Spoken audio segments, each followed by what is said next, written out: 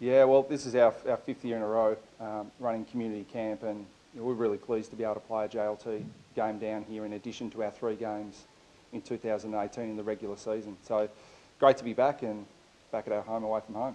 Do you see that JLT becoming a regular fixture each year? Or? Yeah, I certainly hope so. The City of Hobart have done a fantastic job with the grounds down at Kingborough. The surface is just as good as any surface in the country. The weather was good in the afternoon, but it was just our players really enjoyed playing on a first-class surface, and the way the ground was prepared means that we'll be pushing to come back, and hopefully the AFL fixture us down here.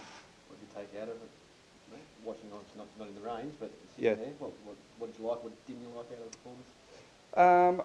Well, while there's a scoreboard, I think you want to be competitive. In the first half, we certainly were, but we came down with very clear objectives to get game time into our senior players that we think are going to be likely for round 1, but also a conflicting objective to give opportunities to some young players that haven't had that opportunity before. So, we thought we got the balance of that right.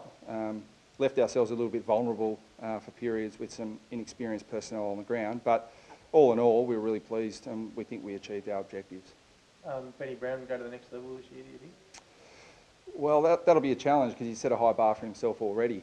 Last year, I thought that he might struggle to adjust to being really our number 1 key forward, and I knew we'd attract the best key defender week in, week out, and he might struggle with that a little bit, but he not only took on the best, but beat the best on a regular basis. So Ben set a high bar for himself, but he's still very young and still improving. And the great thing is he's not complacent at all. He's always looking to get better, and he sets a great example for our young key forwards. About Mitch Hibberd, important year for him to come on a little bit more, do you think? Yeah, it is. Look, the most important thing for Mitch is that he gets some continuity through his pre-season. He won our 2K time trial. He's had an uninterrupted pre-season for the first time in a long time. So that'll hold him in really good stead for the season. We'll give him good opportunity, provided that he keeps holding up his end of the bargain and performing. But so far, so good for Mitch. What do you think you guys need to do to be able to start climbing back up the ladder again and obviously pushing for finals? Yeah, well, I mean, the competition now more than ever has been equalised to the point where rebuilding doesn't take as long as potentially it used to. So we're going to have a lot of hard work in front of us, getting young players exposed and up to the level as quick as possible. We think that our best is still capable of competing with the best. Our challenge is just going to be doing that on a consistent basis, which is always the challenge with young teams. Really hard time, mate. Jack said yesterday that he felt that outside run is probably something he's been lacking. Do you share that same view and happy with how he sort of stepped out on Saturday? Yeah, he put his best foot forward on the weekend, so we were really keen to see how he would go on the back again of a good pre-season and provide something that we need a little bit more of in that outside run. So his first outing in North Melbourne colours is really encouraging. And from here, I guess, with another game to go, so is that when you start really finalising what you're looking at that round 122? Or? Yeah, I think like everyone, every team will start to compress their squad a little bit. We'll probably go down to playing 22 or 24 players in the next JLT game against Richmond, and that'll look closer to what our round 1 team will look like. So we're far from finalised on that 22 though, so we've still got an element of trialling players in different positions. What's in store for the boys over the next few days, mate? Have you got any idea, or have you just been told what you're doing? No, well, we've got a pretty hectic schedule because we're travelling thousands of kilometres, posting players in the north and in the west of the state, as well as having a pretty significant presence down here in Hobart. So we've been really pleased with the engagement with the community so far.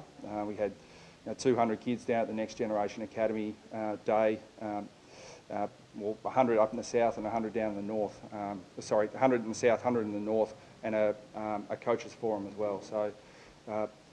Grassroots footy is really where it begins down here, and we want to really engage with that. And from my perspective, helping out the local coaches is really important as well.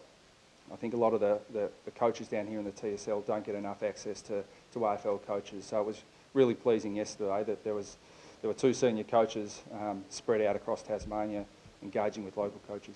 There's been a lot of the last couple of weeks about the health of Tassie footy, and have you been across that? Have you seen much over in Skinny, a bit of publicity in Melbourne as well?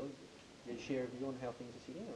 Or? Look, I just focus on what we can do. I mean, I know there are some challenges here, and there are people who are actively engaged in that process and improving and trying to help out where possible. But what I really focus on is what we can do to help. You know, we want to have, as a football club, a real presence down here in Tassie and help where we can. You know, my expertise is in coaching, and so helping the coaching pathway and assisting developing coaches is what I want to do. So we'll help out where we can, and most importantly, we just want to have a presence down here and help. Feel that the strong Tasmanian presence is still obviously vital for the game overall? Oh, it's critical. I mean, we just can't be complacent about developing young talent down here, because you know, it's not good enough just to say that you know, the talent will come through eventually, and this is a football heartland. You know, all talent, you know, in all places needs to be developed. So, you know, it's not just, you don't get good players come through to the top level without really elite coaching and a really strong pathway at the grassroots level. Looking forward to potentially having a Taron Thomas on your list next year. And do you know much about him as a player? Yeah, we've had an enormous amount to do with Taron. He's trained with us. You know, we've taken a real interest in his development program and a real interest in his school. And at the moment, we're working really hard, not just on his football skills, and he's part of the RES Academy as well, so they have a say in his development. But where we're focused mostly is helping Taron develop as a person, because his football talent speaks for itself at the moment. Will he spend much time at the club this year? He will. I mean, we'll. I mean, our priority is his school, so we'll work around that and help out with that wherever possible. But he'll have the opportunity to come up, train with us, potentially play in our VFL side. We'll have an opportunity for all TSL players, you know, probably under the age of 21, but to come and play in our VFL side as well, to get some more exposure to AFL players and AFL coaches. So great opportunity for Taron, but a great opportunity for other young TSL players as well.